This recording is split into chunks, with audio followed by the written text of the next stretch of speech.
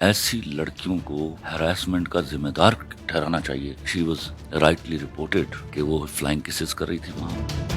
I was shocked کہ وہ ہمارے یہاں کے لڑکوں کو ہراس کر رہی ہیں صرف سستی شہرت کے لیے. السلام علیکم ناظرین، آپ دیکھ رہے ہیں اردو پوائنٹ اور میں ہوں فاروق وڑائچ. مینار پاکستان پر ایک واقعہ ہوتا ہے ایک لڑکی کے ساتھ ہراسمنٹ کا. 400 افراد ہیں تقریباً نامعلوم جن پہ FIR درج ہوتی ہے. میں آج موجود ہوں خلیل الرحمان قمر صاحب کے ساتھ. خلیل الرحمان قمر صاحب، پہلی مرتبہ جب آپ نے یہ سنا کہ اس طرح ایک واقعہ ہوا ہے تو آپ کے کیا جذبات تھے؟ I was shocked Farooq. I was that shocked کہ مجھے سمجھ نہیں آ رہی تھی، کیونکہ یہ واقعہ صرف ایک واقعہ نہیں تھا جس میں ایک بہت بڑا گناہ سرزد ہوا تھا. یہ واقعہ میرے ملک کی عزت آبرو اس کو کمپرومائز کرنے کے لیے اس قدر کافی ہے کہ ہمیں اگلے کئی سال تک انٹرنیشنل میڈیا کو اس کا جواب دینا پڑے گا. یہ مینار پاکستان 14 اگست وغیرہ گزری ہے، پھر یہ واقعہ اس طرح سے رپورٹ ہو جاتا ہے اور طرح طرح کی باتیں، ابھی کچھ چیزیں سامنے نہیں آ رہی. کبھی اس لڑکی کی ویڈیو سامنے آ جاتی ہیں، کہا گیا کہ اس نے خود بلایا تھا، انوائٹ کیا تھا، کوئی فلائنگ کس والا معاملہ ہے، لیکن ابھی یہ ساری باتیں ہوا میں ہیں. لیکن اس سب کے باوجود جب یہ آپ دیکھتے ہیں کہ اگست اور مینار پاکستان اور اس کے بعد پھر انڈین میڈیا اور پوری دنیا اسے کیسے پورٹرے کرتی ہے، تو آپ کیا سمجھتے ہیں؟ ایک تو اس واقعے کے اوپر ایک آپ خود ایک باپ ہیں اور ایک رائٹر ہیں جو راہ دکھاتا ہے لوگوں کو، کیا سمجھتے ہیں اس پہ؟ میں آپ کو بتاؤں فاروق، جتنی رپورٹس آئی ہیں اس کے بعد ابھی بھی مجھے، جب میں انٹرویو کے لیے بیٹھا ہوا تھا، مجھے 2-4 پوسٹ آئی ہیں جو ملک سے باہر سے آئی ہیں. اس میں کچھ عینی شاہد ہیں اور میں ریکویسٹ بھی کروں گا لا انفورسمنٹ اتھارٹیز سے کہ اس معاملے کو پروو کرتے ہوئے، آف کورس کہ میں آئی ایم فار دس کہ یہ جو 300-400 جتنے بھی لوگ تھے ان کو اتنی کڑی سزا دینی چاہیے کہ وہ نشان عبرت بن جائیں. لیکن یاد رکھیے، ان کو لا انفورسمنٹ ایجنسیز کو انویسٹیگیٹ کرتے ہوئے اس واقعے کے محرکات کو دیکھنا ہوگا. اور کوئی بھی جو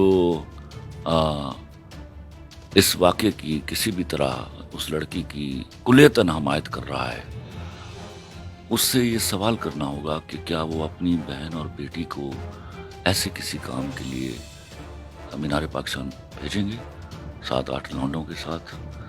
اور وہ شی واز رائٹلی رپورٹڈ کہ وہ فلائنگ کسز کر رہی تھی وہاں. اس نے میسج دے کے، کیا یہ فیس بک میسج پہ یا ٹویٹر کے میسج دے کے یہ بلایا ہے اپنے فینس کو کہ میں وہاں جا رہی ہوں اور آپ لوگ آ جائیے اور وہاں مجھ سے سیلفیاں کھنچوا لیجیے. تو وہ لوگ کہاں سے آئے ہوئے تھے، God knows, but they were Pakistanis. تو وہاں پہنچے ہیں اور اس کے ہوتے ہوئے وہ اپنے ساتھ جو لڑکے تھے ان کو حق بھی کر رہی تھی، وہ ان کے گالوں پر ہاتھ بھی پھیر رہے تھے. دس all was happening.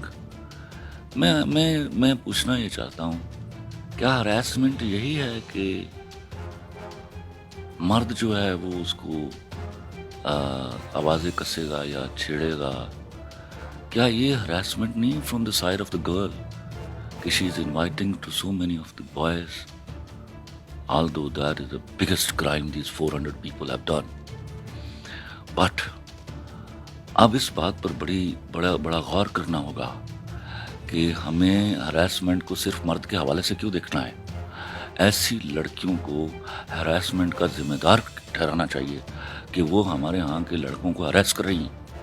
And they should not be allowed this way کہ وہ اتنا مادر پدر آزادانہ طریقے سے میرے ہاں کی لڑکی کو رسوا کریں صرف سستی شہرت کے لیے. میں نے اس کی ٹک ٹاکس بھی دیکھی ہیں، اس کی ویڈیوز بھی دیکھی ہیں. I am so sorry. میں قطعی چاہتا ہوں کہ میرے ہاں کی لڑکی اتنا آزاد پھرے، لیکن کوئی تمیز ایٹیکیٹس مردوں کے لیے بھی اور عورتوں کے لیے بھی، دونوں کے لیے لازم ہے.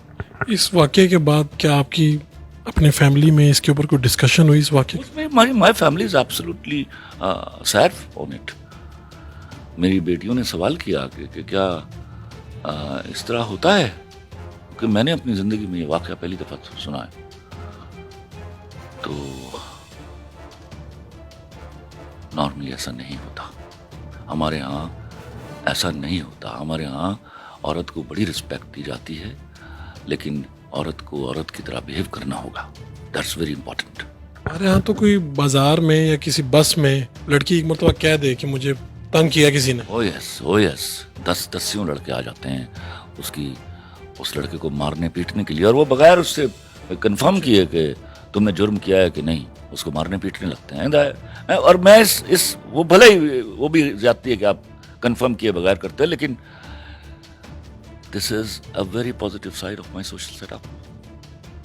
यहाँ का मर्द जो है वो किसी को भी, वो चाहे कोई अनजान लड़की हो, उसकी इज्जत पे किसी को हाथ नहीं डालने की इजाजत देता।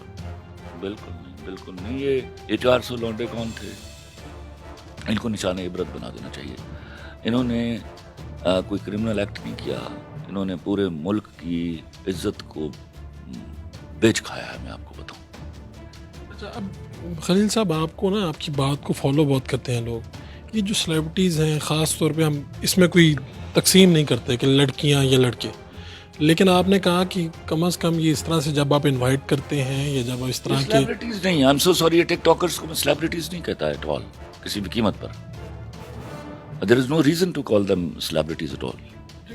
हम मशहूर, देखो मशहूर हो जाना तो हम प्लीज, हम मुझे ना इस डेफिनेशन में ना डालिए। I don't want to insult anybody, but TikTokers कौन से हिसाब से सेलिब्रिटीज हैं वो डिफाइन करना पड़ेगा। कौन है ये, क्या कर रहे हैं? किसी के बोले हुए चीज़ों पर, गानों पर आप अगर नाच देते हैं या बोल देते हैं तो यू आर डूइंग नथिंग। हमारे आप किसी काम के नहीं है। इस तरह का वाकया कभी ना हो तो उसके लिए क्या किया जाए? ये सर देखिए, हरासमेंट को दोनों तरफ से जज करना होगा, मर्द की तरफ से भी, औरत की तरफ से भी। ये औरत की तरफ से हरासमेंट है। जब आप खड़ी होके चौकों में फ्लाइंग किसेस करेंगी, लोगों को हक करेंगी, तो ये मेरा माशरा ये इजाज़त नहीं देता। कहीं पे ये भी तो रोकना होगा ना कि ये 400 लोग किसी पे भी हमला कर, इनको मैंने बोला, इनको निशाने इबरत बना देना चाहिए। इतनी कड़ी सजाएं देनी चाहिए इनको कि किसी की जरूरत ना हो दोबारा। It should be डुअली dealt. एक राइटर के तौर पे नहीं, एक बाप का मैसेज क्या होगा कौम की बेटियों के नाम, कि अगर वो देख रही हैं, आपको सुन रही हैं? मैं आपसे हाथ जोड़ के कहता हूँ, अल्लाह के वास्ते सस्ती शोहरत के लिए अपनी महंगी इज्जत को नीलामी के चौराहे पर न खड़ा करो। आप बहुत कीमती हो, मेरे यहाँ की लड़की बड़ी कीमती है। अल्लाह के वास्ते ये सस्ती शोहरतें आपको एक ऐसे पाताल में ले जाएंगी, आप वो एक 2-4 साल की घटिया इज्जत कमाने के लिए अपने अगले 40-50 साल दांव पर लगा देती हैं। इस बात को समझ लीजिए। आपका बहुत बहुत शुक्रिया।